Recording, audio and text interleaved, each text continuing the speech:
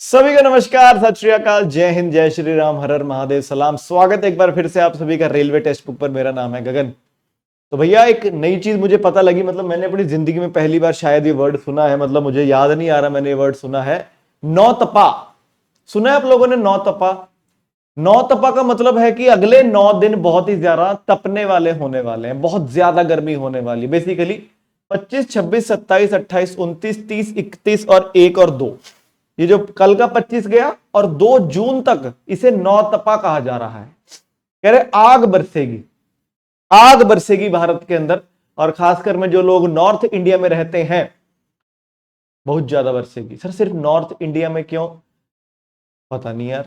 South India में भी गर्मी तो पड़ती है, लेकिन वहां पर समंदर की वजह से ना हल्का फुल्का बर्फ हो जाती है, सॉरी बर्फ कह रहा हूं, पानी गिर जाता है वहां पर। उमस बहुत ज्यादा होती है साउथ इंडिया में, जहां जहां पर कोस्टल एरियाज है, बहुत तगड़ी उमस होती है वहां पर।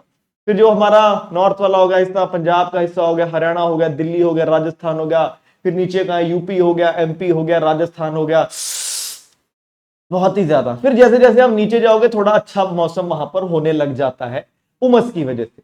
उमस होता है, दिन में बहुत गंदा लगता है, फिर शाम को ठंडा हो जाता है क्योंकि समंदर है, तो उस वजह से थोड़ा सा ओके रहता है। ये नॉर्दर्न और सेंट्रल इंडिया में आग लगेगी।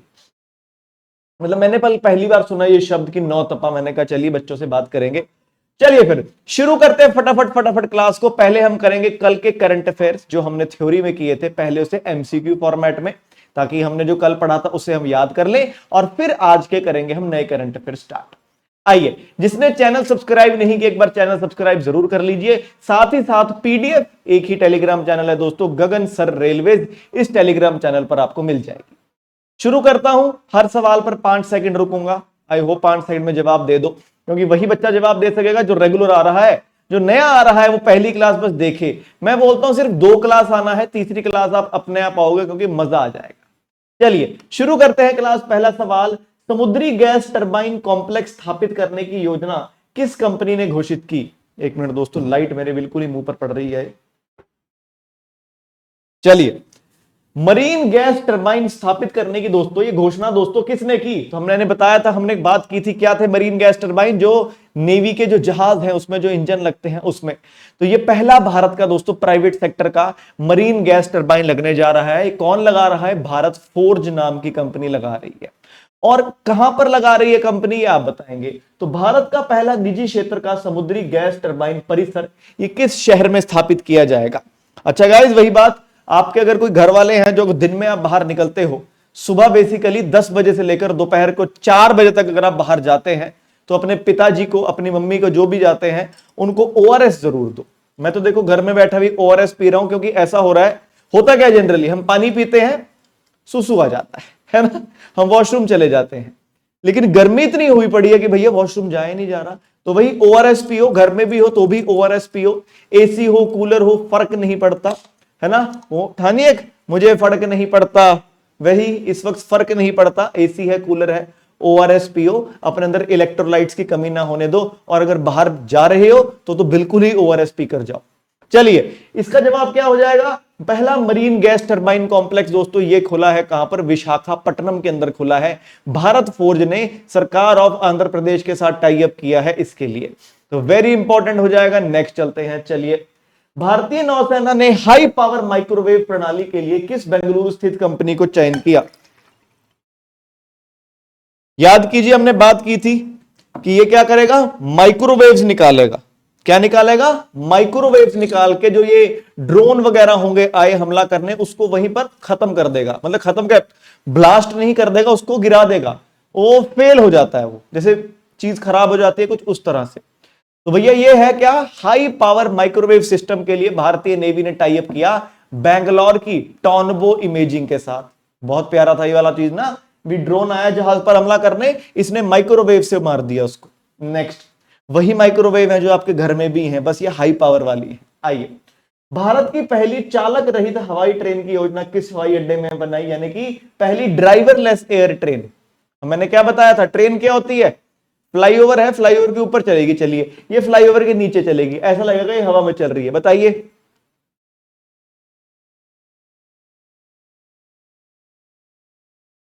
तो ये आई है भैया, आई नहीं है, आएगी। इंदिरा गांधी अंतरराष्ट्रीय हवाई अड्डा दिल्ली के अंदर, वेरी इंपॉर्टेंट, इंदिरा गांधी अंतरराष्ट्रीय हवाई अड्डा दिल्ली में। नेक्स्ट, ये हमने बात की थी, 7.7 किलोमीटर का रूट होने वाला है और 2000 से 4000 करोड़ के बीच में पैसे लगने वाले हैं। सीपी राधाकृष्णन ने राज्यसभा की याचिका समिति का अध्यक्ष किसे नियुक्त किया, यानी कि कमेटी ऑन पिटीशंस का हेड किसे बनाया, कमेटी ऑन पिटीशंस का हेड। चलिए,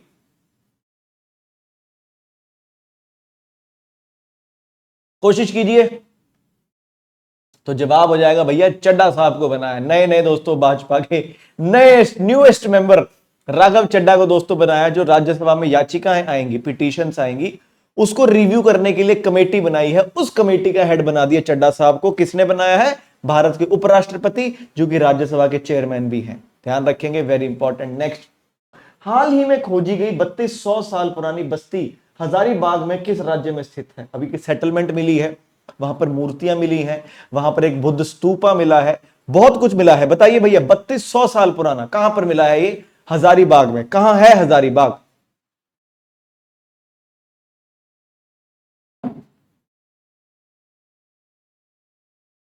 झारखंड में है हजारीबाग। आइए, ये हमने सब पढ़ लिया था कल कि भैया ये ग्राउंड पेनिट्रेटिंग रेडार से पता लगा लेते हैं कि नीचे क्या है। मूर्तियां निकली हैं वहां से और एक बुद्ध स्तूपा भी निकला है। नेक्स्ट, दक्षिणी ध्रुव अनुसंधान के लिए यानी कि लूनर मिशन पर पोल रिसर्च यानी कि मून के साउथ पोल पर रिसर्च के लिए चैंग ई 7 नाम का चंद्र मिशन की योजना दोस्तों कौन सा देश बना रहा है? इंडिया गया था दोस्तों, हमने यहां पढ़ा था चंद्रयान 3, चंद्रयान 4 की भी तैयारी है। अब चाइना भी वहीं पर जाने की बात कर रहा है, तो चाइना का चैंग ई 7 मून के साउथ पोल पर जाएगा। वहां पर यह पता करने जाएगा कि भैया पानी और बर्फ का क्या सीन है। किसी को अगर ड्रिंक्स करनी हो मून पे जाके तो पानी और सोडा भी, पानी और बर्फ भी लेके आना, बस बोतल से काम चल जाएगा। जोकिंग जोकिंग जोकिंग, है ना। चलिए, आइए, अब ये ना आपके बात ना पेपर में याद रहेगी। अगर ऐसा सवाल आ गया कि यार सर ने ऐसा कुछ बोला था कि यार कि वहां पर सिर्फ बोतल लेके जानी है और पानी और बर्फ का इंतजाम हो जाएगा कि नहीं। ये पेपर में आती है, मेरे को बच्चे बोलते हैं कि सर आपकी वो वाली बात याद आई थी। एक थाईलैंड की राष्ट्रपति हुआ करती थी पैटोंगटोर्न शिनावात्रा, जिसे निकाल दिया। तो मैंने जब बच्चों को पढ़ाया था ना कि वो बनी थी, तो वो बड़ी काफी अमीर है, वो गुच्ची के कपड़े पहने हुए थे। आज तक बच्चे वही कहते हैं सर वो गुच्ची के कपड़ों वाली। तो ये चीजें याद रह जाती हैं। आइए, पाकिस्तान किस चीनी चंद्र मिशन के तहत लूनर रोवर भेजेगा? कल हमने बात की थी, अमेज़न से या फिर फ्लिपकार्ट से ऑर्डर करके दोस्तों भेज देगा। ओह सॉरी, ये तो चाइना के अलीबाबा से ऑर्डर करके चाइना को ही भेज देगा। भाई बताइए चाइना के कौन से मिशन में पाकिस्तान दोस्तों गाड़ी भेजने वाला है ऑर्डर करके ऑनलाइन? तो इसका जवाब हो जाता है चैंगी 8 मिशन, जो सॉरी 9, चैंगी 9 मिशन दोस्तों जो होगा ये 8 होगा, 8 ही होगा, माफ कीजिएगा, मैंने 9 पर टिक किया हुआ है। चैंगी 8 मिशन होगा, ध्यान रखेंगे इस चीज को भी। नेक्स्ट, चीन का इंटरनेशनल लूनर रिसर्च स्टेशन चंद्रमा के दक्षिणी ध्रुव पर किस वर्ष से शुरू करने की योजना है? चलिए, तो कल काफी बच्चों ने जवाब दिए, मुझे अच्छा लगा, नियरेस्ट प्लेनेट टू अर्थ। आज से हम ऐसे ही करते हैं कि आपको होमवर्क में क्वेश्चन देकर जाया करूंगा, कुछ पुराना करंट अफेयर्स का होगा या फिर जैसा था कल पूछा था उस तरह का। तो भैया चाइना कब बनाने वाला है बस्ती दोस्तों चांद के ऊपर? 2031 में दोस्तों बातें कर रहा है चाइना की, मैं बस्ती बना लूंगा भैया। नेक्स्ट, किस भारतीय सेना अधिकारी को 2025 के लिए संयुक्त राष्ट्र military gender advocate of the year का पुरस्कार मिला? बहुत ज्यादा इंपॉर्टेंट जवाब, सॉरी सवाल, बताइए जवाब।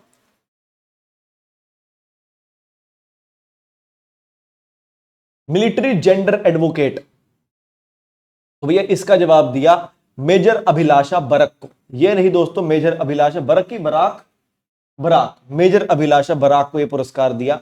भैया मेजर अभिलाषा बराक संयुक्त राष्ट्र अंतरिम बल के साथ किस देश में सेवाएं दे रही हैं? तो कहां पर इन्होंने सर्व करते हुए दोस्तों ऐसा कुछ किया जिसके लिए इन्हें यह पुरस्कार के साथ सम्मानित किया गया? चलिए, सीरिया, सूडान, लेबनान, कॉन्गो, कोशिश कीजिए। तो ये जवाब हो जाएगा लेबनान में दोस्तों ये सेवा कर रही थी, तो उसके लिए इन्हें पुरस्कार दिया गया है। और ये दोस्तों कुल कितने नंबर की भारतीय हैं जिन्हें यह पुरस्कार दिया गया? ये सवाल पहले आना था, आपने देख लिया है ना। तो भैया मेजर अभिलाषा बराक संयुक्त राष्ट्र military gender advocate of the year award पाने वाली भारत की तीसरी शांति सैनिक बन गई हैं। इनसे पहले सबसे पहले पुरस्कार मिला था दोस्तों मेजर सुमन गवनी को, और उसके बाद मिला था मेजर राधिका सेन को, और अब तीसरी हो चुकी है मेजर अभिलाषा बराक, जो कि भारतीय आर्मी की पहली लड़ाकू हेलीकॉप्टर पायलट भी बनी है। तो ये भी इंपॉर्टेंट ध्यान रखेंगे। नेक्स्ट,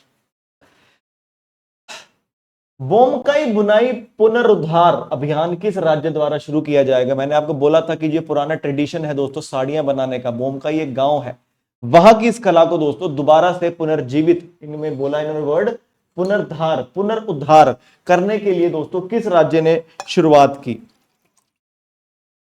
तो जवाब इसका हो जाएगा बहुत ही आसान। क्या हो जाएगा जवाब? Orissa is the correct answer. तो उड़ीसा में पड़ता है बोमकाई दोस्तों, वहीं की है दोस्तों ये साड़ियां, वेरी इंपॉर्टेंट। नेक्स्ट, चलिए, आरबीआई ने 25-26 के लिए भारत सरकार को कितना रिकॉर्ड लाभांश को मंजूरी दी? हमने बात की थी आज तक के इतिहास में सबसे ज्यादा पैसा दोस्तों आरबीआई ने गवर्नमेंट ऑफ इंडिया को ट्रांसफर किया है। आरबीआई अपना खर्चा पानी निकाल के बाकी सारा ट्रांसफर कर देता है, क्योंकि आरबीआई एक सरकारी बैंक तो है। तो आरबीआई ने किया भैया 2,87,000 करोड़, जो कि आज तक के इतिहास की सबसे बड़ा दोस्तों ट्रांसफर बताया गया है।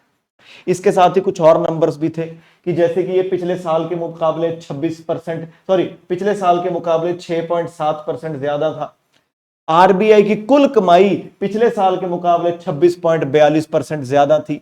और जो खतरे का है कि हमारा खतरे के लिए हमने कुछ पैसा रखा हुआ है, उसके लिए दोस्तों कितना 1,09,379 करोड़ रुपए हमने खतरे के लिए रखा हुआ है, रिस्क बफर जिसे हम कहते हैं। तो काफी इंपॉर्टेंट बातचीत। नेक्स्ट, भारत सरकार को 2,87,000 के रिकॉर्ड लाभांश को मंजूरी देने का निर्णय आरबीआई के केंद्रीय निदेशक मंडल की किस बैठक में लिया? जब भी आरबीआई की कोई मीटिंग हो, उसका चेयरमैन हमेशा गवर्नर ही होता है, जो कि है हमारे संजय मल्होत्रा साहब। लेकिन कौन से नंबर की मीटिंग हुई थी ये? चलिए,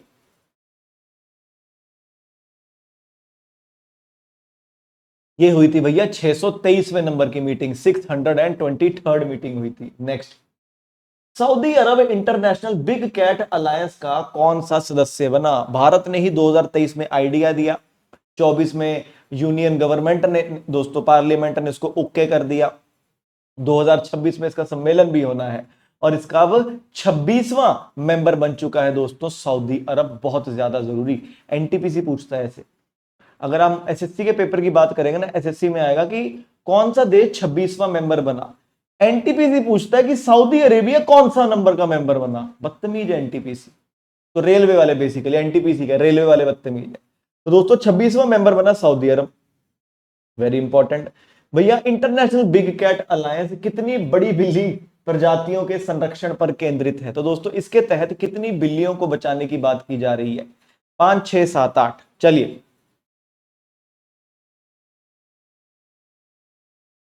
भैया ध्यान रखेंगे 7 बिल्लियों को बचाने की बात की जा रही है, वेरी वेरी वेरी इंपॉर्टेंट। जिसमें से जैगुआर और पूमा भारत में नहीं है, उसके अलावा लायन, टाइगर, चीता और लेपर्ड और स्नो लेपर्ड इंडिया में है।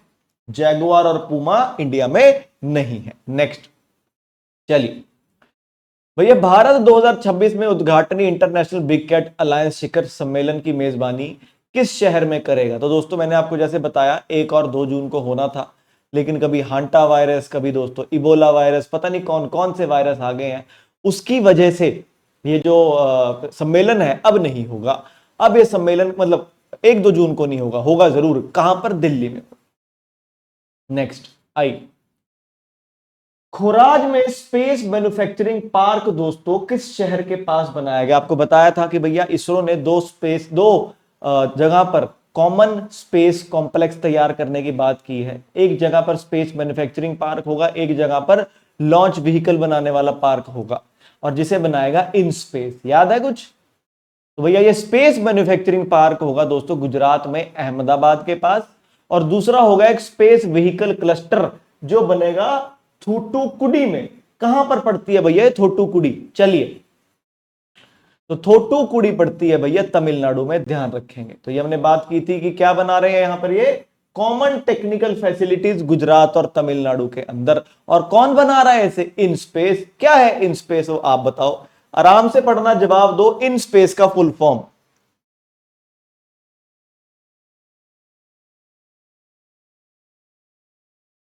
चलिए, इन स्पेस का फुल फॉर्म, तो भैया इन स्पेस का फुल फॉर्म हो जाता है Indian national space promotion and authorisation centre. Next next next. Quad विदेश मंत्रियों की 2025 बैठक किस शहर में आयोजित की गई आज, यानी कि 26 मई को दोस्तों ये बैठक है दिल्ली। जवाब ही निकल गया मुंह से, है मेरे मुंह से निकल गई मेरी जुबान फिसल गई। तो दोस्तों ध्यान रखेंगे, नई दिल्ली के अंदर होने वाला है। अगला सवाल बहुत आराम से, इनमें से कौन क्वाड का मेंबर नहीं है, सदस्य नहीं है? आराम से। तो जवाब हो जाता है भैया, रशिया सदस्य नहीं है, इंडिया, जापान, ऑस्ट्रेलिया और अमेरिका सदस्य है। Very important. ये हमारे एमसीक्यू रिवीजन खत्म हुई और अब हम करेंगे दोस्तों आज के करंट अफेयर स्टार्ट। आज का करंट अफेयर शुरू करने से पहले आपके लिए मैं एक होमवर्क का question of the day they दूं पहले ही। तो आपका दोस्तों होमवर्क का क्वेश्चन ऑफ द डे होने वाला है इस साल के WPL यानी कि महिला प्रीमियर लीग से रिलेटेड। आपको 2 सवालों का जवाब देना है मुझे, चाहे चीटिंग करके देना, लेकिन देना जरूर। ऑरेंज कैप किसे मिली थी, कितने रन के लिए? और दोस्तों पर्पल कैप किसे मिली थी, कितनी विकेट के लिए? ये आपका होमवर्क है। जो जो बच्चे होमवर्क करके लाएंगे कल क्लास शुरू होने से पहले, उन सभी बच्चों के हम नाम लेंगे कि भैया इन इन बच्चों ने जवाब दिया था। अब ये वही बात, आप चाहे चीटिंग भी कर सकते हो, लेकिन वही अपने आप से सच्चा रहना है। और अगर नहीं आता तो बिल्कुल चीटिंग करो, क्या होगा? बस ये कोशिश करेंगे कि आगे हमारी ये चीज याद रहे। आई होप दोस्तों आप सभी ये होमवर्क करके आएंगे। अभी क्लास खत्म नहीं हुई, जैसे मैंने बोला अभी तो केवल एमसीक्यू रिवीजन हुआ है। अब आज के करंट अफेयर्स करते हैं स्टार्ट। आइए, तो अभी तो दोस्तों इंटरनेट पर 2 दिनों से यही चल रहा है, इंडिया में नेशनल रिकॉर्ड तोड़ दिया 100 मीटर में।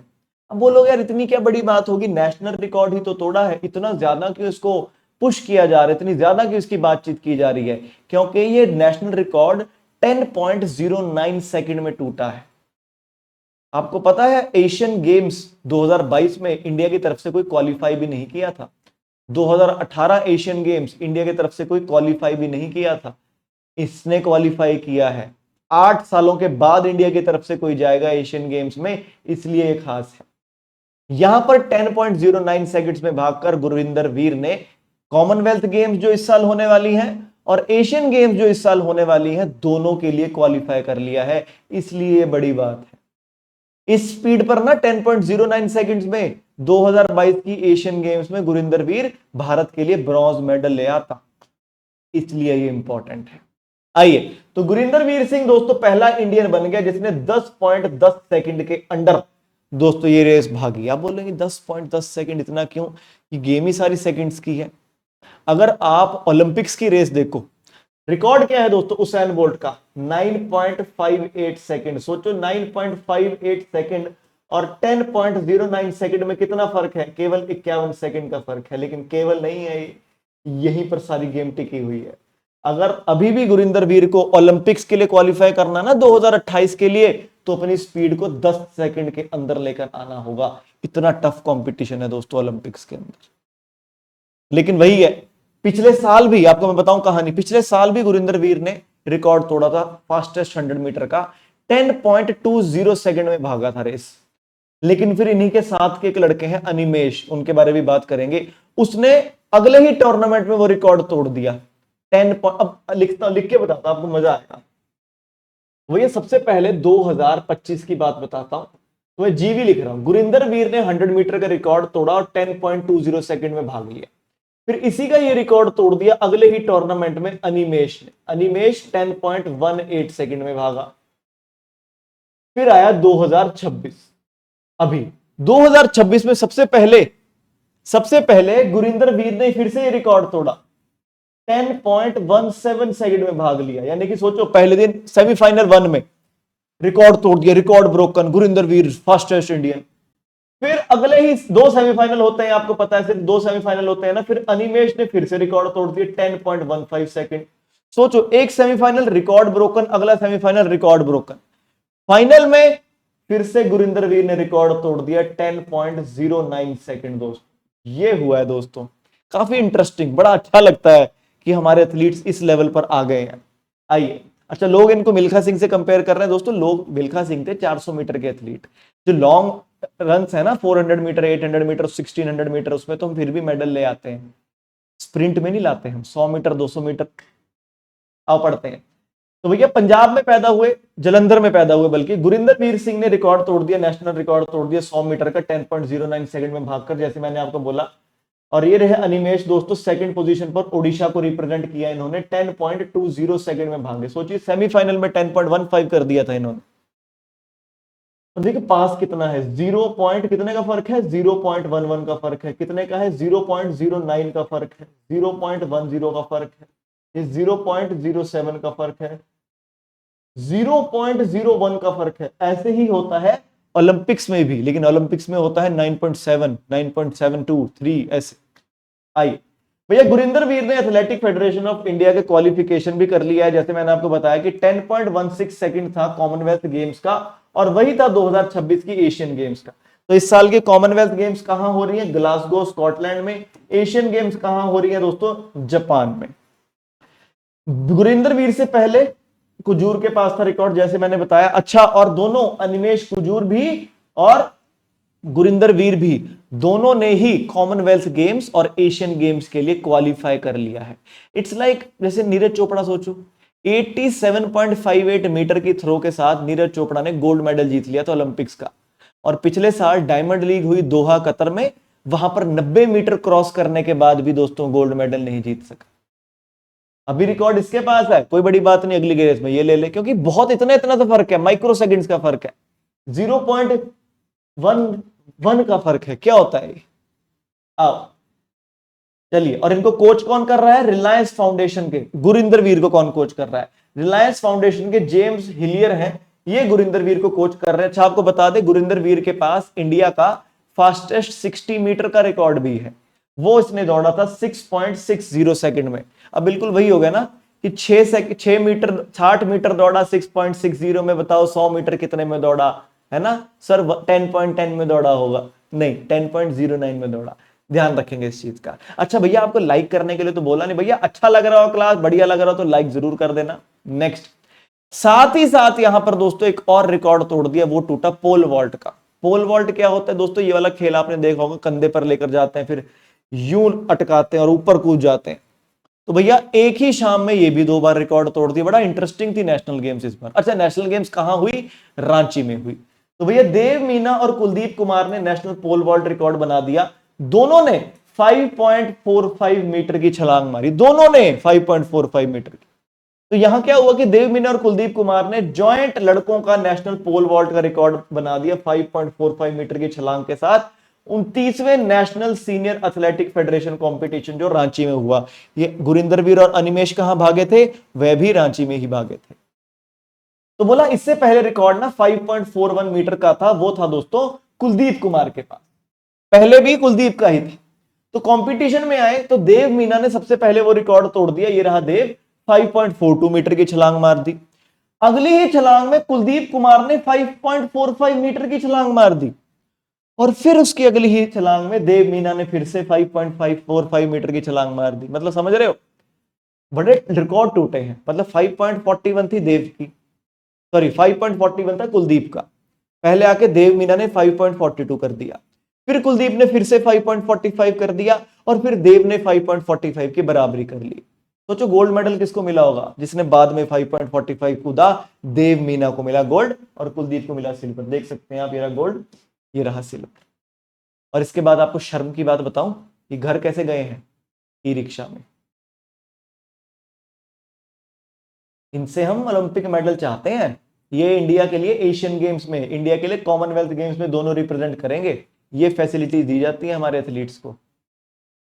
ई रिक्शा में अपना डंडा अपने आप लेकर गए हैं, ये हालत है। ई रिक्शा में जाओ कोई बड़ी बात नहीं, अपना डंडा अपने आप लेकर जाना पड़ा है।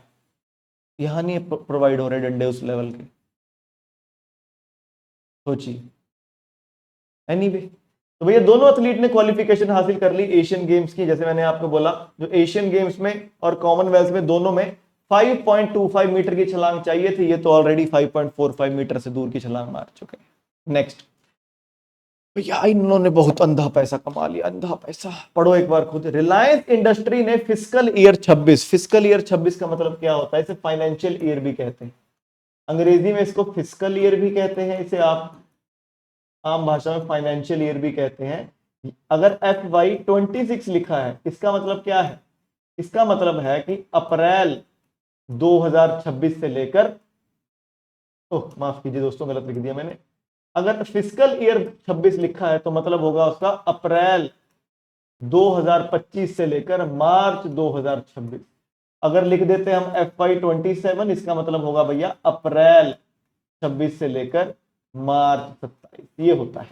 तो बेसिकली ये जो साल अभी खत्म हुआ फाइनेंशियल ईयर दोस्तों, मार्च 2026 में, इसमें रिलायंस कंपनी का जो धंधा था, कितने का धंधा किया? 120 बिलियन डॉलर का धंधा किया पिछले एक साल में। धंधा किया, कमाई नहीं है, अभी कमाई भी बताऊंगा।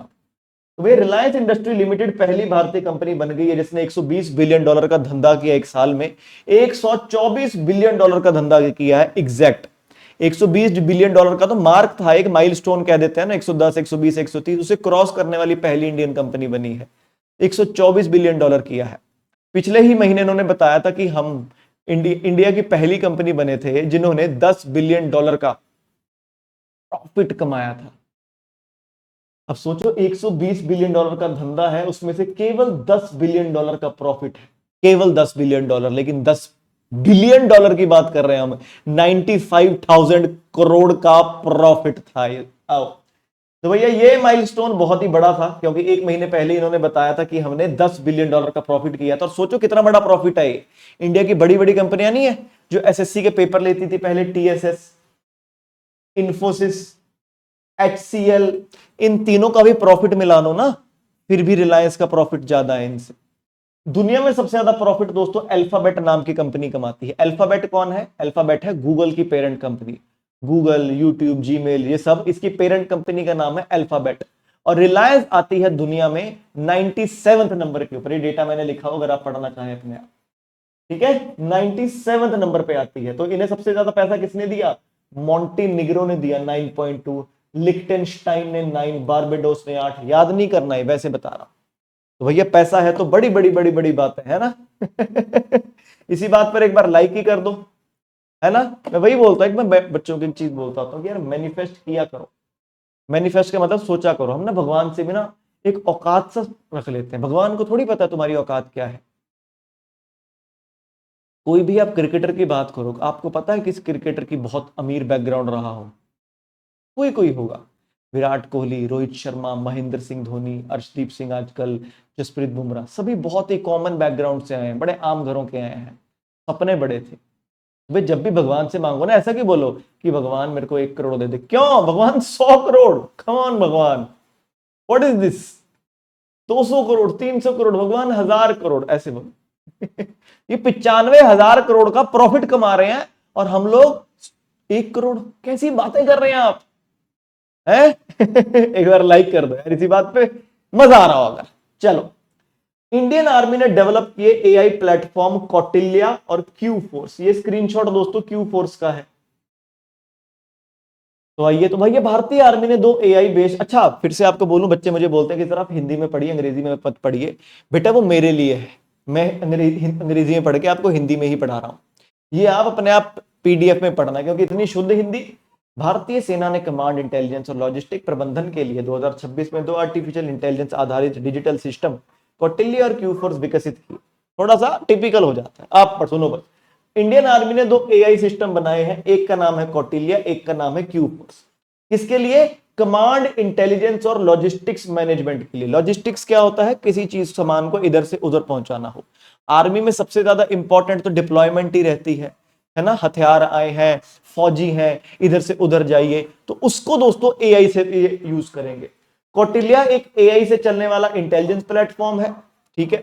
और क्यू फोर्स एक डिजिटल एप्लीकेशन है सप्लाई चेन और सस्टेनमेंट ऑपरेशन के लिए। बेसिकली यहां पर सारा डेटा रख दिया जाएगा, राशन का है, ठीक है, HR मैनेजमेंट लिखा हुआ है, हथियार लिखे हुए हैं, सब कुछ यहां पर आपका लिखा होगा। ये क्यू फोर्स है। तो भैया ये है क्या कि हमारे घर पे स्टॉक क्या है, हमारे घर पे कितना सामान पड़ा हुआ है। और कौटिल्य क्या करेगा? कौटिल्य क्या करेगा? कौटिल्य उस सामान को इधर उधर करेगा, लॉजिस्टिक्स। आइए पढ़ लिया हमने, माफ कीजिएगा उल्टा बोल गया मैं ना, नहीं, हाँ, क्यू फोर्स का काम क्या है कि भैया सप्लाई चेन देखेगा, कौटिल्य क्या करेगा, एआई कमांड से चलने वाला। इतना आप घुसने की जरूरत नहीं है, वैसे बेसिक आप ध्यान रखिए कि भैया कौटिल्य किसने लगाया, इंडियन आर्मी ने, क्यू फोर्स किसने लगाया, इंडियन आर्मी। कौटिल्य क्या करता है, वो एक इंटेलिजेंस प्लेटफॉर्म है कमांड का, ठीक है, कमांड क्या, वेस्टर्न कमांड, नॉर्दर्न कमांड वैसे, और क्यू फोर्स क्या करेगा, सप्लाई चेन मैनेजमेंट की, भैया क्या सामान है, कहां पड़ा है, कितना बचा है, क्या करना है, इस चीज का। नेक्स्ट, अच्छा, इंडियन आर्मी ने इन प्लेटफॉर्म्स को बोला क्योंकि अब ये भारतीय आर्मी ने कहा है कि 2026 का जो साल है ना हमारा, ये साल होने वाला है नेटवर्किंग और डेटा सेंट्रिसिटी का। ये बड़ा पहले ही बोल दिया था हमारे आर्मी चीफ उपेंद्र द्विवेदी जी ने कि ये साल नेटवर्किंग और डेटा सेंट्रिसिटी का होने वाला है, पहले ही बोल दिया था इन्होंने। तो इस अब इंडियन आर्मी एआई अपनाना चाहती है। पिछले साल ऑपरेशन सिंदूर हुआ था, उसमें भी प्रोजेक्ट संजय के तहत ईसीएएस और त्रिनेत्रा नाम के दोस्तों प्लेटफॉर्म्स को यूज किया गया था। तो अब हम भी वही बात है ना यार, आप लोग एआई यूज कर रहे हैं, मैं एआई यूज कर रहा हूं, तो हम इसको अच्छे के लिए क्या कर सकते हैं, ये कर सकते हैं। अभी आगे पढ़ाऊंगा एआई और डिजिटल वाटर समिट, कुछ भी हो रहा है दुनिया में, पानी भी एआई और डिजिटल वाटर हो गया है। आओ, इंडिया दोस्तों पहली फ्री डाइविंग टीम भेज रहा है वर्ल्ड चैंपियनशिप के लिए हंगरी में। तो भैया इसे कहा जाता है वर्ल्ड एपनिया चैंपियनशिप, जो कि बुडापेस्ट हंगरी की राजधानी में होने वाला है। फ्री डाइविंग क्या होता है, पानी के अंदर जाके अपना सांस रोक के बैठना है, ये भी कोई कंपटीशन है, वैसे गांव में बच्चे करते थे, मेरे को याद है। तो भैया इंडिया पहली बार कोई टीम भेज रहा है वर्ल्ड एपनिया पूल चैंपियनशिप में, बुडापेस्ट हंगरी में 2 जून से होने वाला है। 3 एथलीट है, अर्चना त्यागराजन, अर्चना, अक्षय ठटे और वचन हु। तो भैया अर्चना त्यागराजन पहली इंडियन बनी थी जिसने पिछले साल चैंपियनशिप में भाग लिया था, जो जापान में हुई थी, और इन्होंने 34th एआईडीए वर्ल्ड चैंपियनशिप में भी भाग लिया था और 4 नेशनल रिकॉर्ड भी बनाए थे। अब नेशनल रिकॉर्ड तो बनने ही है, लोगों को तो पता ही नहीं होता क्या है, ये भी कोई खेल है। अब मेरे पास कई बार इंस्टाग्राम पर, फेसबुक पर, यूट्यूब पर रील्स आती हैं, कैसे कैसे खेल हैं, लोग क्या कर रहे हैं, लोग उनको बोला है कि आपके पास एक लकड़ी का टुकड़ा दिया है, उसको चेन सॉ होती है, मोटर, देखा होगा आपने, वो उससे वो काटना है, ये भी कंपटीशन है। कल मैं एक देख रहा था कंपटीशन, ऐसे छत है लकड़ी की टेढ़ी, उसके ऊपर टाइल्स लगी हुई है, कंपटीशन हो रहा है कि टाइल्स कौन उतारेगा पहले। कुछ भी चल रहा है, वही बात है कि नया खेल बना दो, चल रहे हो। अब वही नया खेल बन गया है पानी में सांस रोकना। तो भैया अर्चना जी बहुत रॉक करती हैं। अर्चना जी ने ही इंडिया की free diving association of India की स्थापना करी है इस साल। तो अर्चना जा रही है, अक्षय जा रहे हैं, और दोस्तों वचन जा रहे हैं, कहां जा रहे हैं, बुडापेस्ट जा रहे हैं, हंगरी की राजधानी में जा रहे हैं। अरे बोल दो हाँ या ना। चल नेक्स्ट, ये मैंने जैसे बोला आपको एआई और डिजिटल वाटर, क्या क्या देखना पड़ रहा है। अच्छा हुआ मैं अंधा हूं, कौन सी पिक्चर थी वो। तो भैया इंडिया का पहला नेशनल एआई और डिजिटल वाटर का सम्मेलन हो रहा है। ये मेरे को कई बार लगता है बहुत लोगों के पास ना पैसा दे दिया जाता है और समझ नहीं आता करें क्या। एआई और डिजिटल वाटर, भैया इंडिया का पहला राष्ट्रीय एआई और डिजिटल वाटर का सम्मेलन, जिसका नाम है national AI summit on water, इसे बेंगलोर वाटर सप्लाई और सीवरेज बोर्ड वाले दोस्तों मेजबानी करने वाले 27 मई को बेंगलुरु में, यानी कि कल। भैया इस समिट को बेंगलुरु ये वाला सीवरेज वाला बोर्ड और इलेट्स टेक्नो मीडिया प्राइवेट लिमिटेड नाम की कंपनियां इकट्ठे करवा रही हैं। इसको ये फोकस कहां करेगा, एआई से चलने वाले smart operation, digital twins, water loss management, energy optimisation, data governance, ethical AI, cyber security है। एआई और वाटर समिट में साइबर सिक्योरिटी का क्या लेना देना। जैसे मैंने बोला, लोगों को पैसा दे दिया जाता है, समझ नहीं आता क्या करें, फिर ऐसी ऐसी चीजें वो करते हैं। बस आप इतना ध्यान रखना कि भारत का पहला नेशनल एआई और वाटर समिट बेंगलोर में हो रहा है, जो भैया बेंगलोर का पानी सप्लाई और सीवरेज बोर्ड करवा रहा है टेक्नो मीडिया इलेट्स नाम की कंपनी के साथ। इतना आप ध्यान रख लेना बस। चलते हैं आगे। पता नहीं 5 सूत्र वगैरह देंगे, छोड़ो इसको। जिसको पढ़ना चाहता भैया बिल्कुल पीडीएफ में पढ़िएगा। आओ, कुंभलगढ़ किला, ये इंटरेस्टिंग है। कुंभलगढ़ किले को यूनेस्को ने दुनिया की दूसरी सबसे लंबी दीवार के रूप में मान्यता दी। दुनिया की सबसे लंबी आपको पता होना चाहिए कौन सी है, ग्रेट वॉल ऑफ चाइना। वो तो हजारों किलोमीटर लंबी है, 13,000 किलोमीटर आई थिंक लंबी, क्या है लेंथ उसकी, 8,851 किलोमीटर लंबी है दोस्तों ग्रेट वॉल ऑफ चाइना। तो उसका तो चलो क्या ही टक्कर दें, लेकिन यूनेस्को ने राजस्थान के कुंभलगढ़ किले को भैया दुनिया की दूसरी सबसे लंबी इकट्ठी चलती हुई दीवार मान लिया। इतना बड़ा दोस्तों किला है ये। तो आइए चलिए भैया, इसकी लेंथ क्या है? 36 किलोमीटर। तो यूनेस्को ने सर्वेक्षण किया और बोला कि जो कुंभलगढ़ का किला है, जो राजसमंद जिले और राजस्थान में पड़ता है, ये दुनिया की दूसरी सबसे कंटिन्यूस यानी कि निरंतर चलती हुई दोस्तों दीवार है। इंटैक्ट का मतलब टूटी नहीं, बिल्कुल ठीक ठाक दीवार है। पहली सबसे बड़ी कौन सी है? ग्रेट वॉल ऑफ चाइना है। अच्छा, ग्रेट वॉल ऑफ चाइना सबसे लंबी क्यों है? वहां अब जैसे इंडिया में हुआ, कितने सारे शासक आए, बाबर का बेटा हुमायूं, हुमायूं का अकबर, ऐसे है ना। वो गुलाब खिले तो सांस लो, Ghulam dynasty, Khilji dynasty, Tughlaq dynasty, Sayyid dynasty, Lodi dynasty, उसके बाद आया बाबर, हुमायूं, अकबर, शाहजहां वगैरह। सोचो अगर गुलाम डायनेस्टी वालों ने एक दीवार बनानी शुरू की होती, तो गुलाम डायनेस्टी जितने भी राजा उनके आए 7-8, फिर खिलजी डायनेस्टी के सारे राजा, तुगलक के सारे राजा, है ना, सैयद के, लोधी के, फिर सारा मुगल सल्तनत, और उसके बाद गोरे। सोचो एक दीवार बनाते रहते, हो जाती ना बहुत लंबी। यही हुआ ग्रेट वॉल ऑफ चाइना में। डायनेस्टीज आई, बहुत सारे साम्राज्य आए, उन बहुत सारे साम्राज्यों के और भी ज्यादा लीडर्स आए, राजा आए, लेकिन उन्होंने दीवार का काम चला ही रखा। इस वजह से इतनी लंबी दीवार है। ये तो एक ही किला बनाया भैया, आपको पता है हमारे राजा तो भैया इसे बनाया था राणा कुंभा ने, जो कि ताकतवर एक शासक थे दोस्तों मेवाड़ के, और 1443 से 1458 एडी तक यहाँ के राजा थे। इसे बनाया था चीफ आर्किटेक्ट दोस्तों मंदन ने, जो कि कहा कि मिडिवल इंडिया के, मध्यकालीन भारत के एक बहुत ही बेहतरीन आर्किटेक्ट माने जाते हैं। और दुनिया की सबसे लंबी तो आपको पता ही है कौन सी है, ग्रेट वॉल ऑफ चाइना। तो कुंभलगढ़ किला ऑलरेडी यूनेस्को हेरिटेज साइट्स का हिस्सा है। तो इन्होंने क्या कहा था कि हिल फोर्ट्स ऑफ राजस्थान है। जैसे कि पिछले साल ना मराठा लैंडस्केप को भारत का 44th यूनेस्को हेरिटेज साइट माना। मराठाओं के 12 किले हैं महाराष्ट्र में, एक किला है जिज्जी किला तमिलनाडु में, 13 किले हैं कुल। उन 13 के 13 को एक साथ दोस्तों यूनेस्को हेरिटेज साइट में जगह दी थी। उसी तरह साल 2013 में भी यूनेस्को ने चित्तौड़गढ़, रणथंभौर, गगरोन, अंबर, जैसलमेर और कुंभलगढ़ को भी इकट्ठे यूनेस्को हेरिटेज साइट में जगह दी थी। उसको नाम दिया था हिल, पहाड़ी किले हैं जो राजस्थान के, अरावली की पहाड़ियां हुआ करती थी ना, इसलिए। और भैया दुनिया की सबसे लंबी दीवार आपको पता ही है, 21,196 किलोमीटर लंबी। अब क्योंकि वो टूटती जा रही है, टूटती जा रही है, टूटती जा रही है, अब कहते केवल 8,851 किलोमीटर दीवार ही ठीक ठाक बची है, बाकी टूट चुकी है। अब सोचो 22,000 किलोमीटर के लगभग वो दीवार बना दी थी, ये तो अब जाकर 8,851 किलोमीटर लंबी बची है। क्या ही इंटरेस्टिंग चीज है यार। ऐसा मजा आता है करंट अफेयर पढ़ने में, ये नेशनल एआई और वाटर समिट, क्या बोले। एक बार लाइक कर दो यार इसी बात पे यार, हैं भैया। और होमवर्क करके आएंगे सभी। क्या है होमवर्क? चीटिंग करो जैसे भी करो कि भैया इस बार डब्ल्यूपीएल हुआ था, उसमें ऑरेंज कैप किसे मिली, कितने रन के लिए। डब्ल्यूपीएल में पर्पल कैप किसे मिली, कितने रन के लिए। कमेंट में जरूर बताना, और जो बताएगा कल क्लास की स्टार्टिंग में सभी बच्चों का मैं नाम लूंगा जरूर। नेक्स्ट, अरे खत्म खत्म, गुड बाय, फिनिश भैया। तो भैया ये है होमवर्क, ध्यान रखिएगा। क्या है? डब्ल्यूपीएल वुमेन प्रीमियर लीग की संतरी टोपी और जामुनी टोपी किस किसने पाई। संतरी टोपी पाने वाले के कितने रन थे, जामुनी टोपी पाने वाले के कितनी विकेटें थी, दोनों चीजें आप बताएंगे। इस क्लास का जो पीडीएफ है दोस्तों आपको टेलीग्राम चैनल पे मिल जाएगा। टेलीग्राम चैनल का लिंक आपको मैं बता दूं फिर से, गगन सर रिलीज। आज काफी जल्दी निपट गया काम ना, पर चलिए 40 मिनट हो गए, क्या जल्दी निपट गया। चलिए दोस्तों, थोड़ा सा भैया ना बातचीत हम कर नहीं रहे, नहीं तो यही क्लास 1 घंटा खींचती।